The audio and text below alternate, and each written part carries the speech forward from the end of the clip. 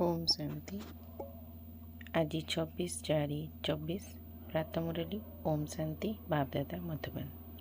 आज महावाक्य बाबा कहले, मिठे बच्चे, शरीर निर्वाह पाई कर्म करी मध्य बेहद्र उन्नति कर। जिते भल भाव बेहद्र पाठ पढ़िब सेते अधिक उन्नति हेब। आजिर प्रश्न, तुमे पिला माने जेउ बेहद्र पाठ पढ़ुछ सेथिरे सबुठारु बड़ कष्टकर विषय कौन? उत्तर, एही पाठ पढ़ारे सबुठारु कष्टकर विषय हेउची भाई भाईर दृष्टि को पक्का करिबा। बाबा तुमको जेउ ज्ञानर तृतीय नेत्र देइछंती सेई नेत्र द्वारा निजे आत्मा होई आत्मा भाई को देख। तिले मात्र आखि धोका न देउ। कौनसी भी देहधारी नाम रूप प्रति बुद्धि आकर्षित न हेउ। बुद्धि रे सामान्यतम विकारी बा छी संकल्प न चलू। यह ही मेहनतर काम।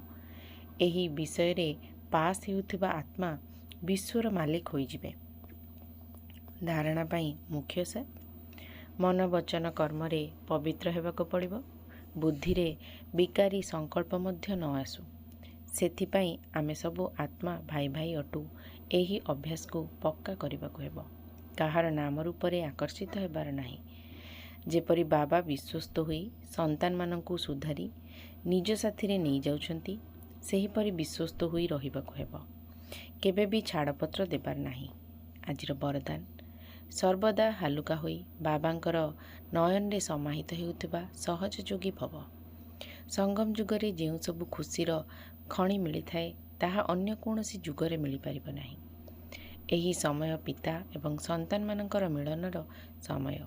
तेणु एठारे पैतृक संपत्ति एवं वरदान मध्य प्राप्त हेउची।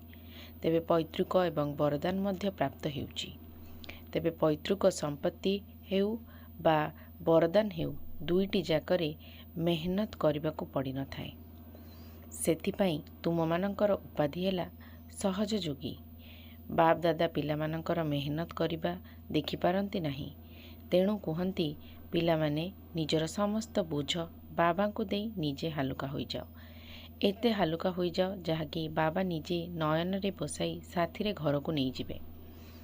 तेबे बाबांको सहित स्नेह थिबार चिन्ह हैला सर्वदा हालुका होई बाबांकर नयन रे समाहित होई जिबा।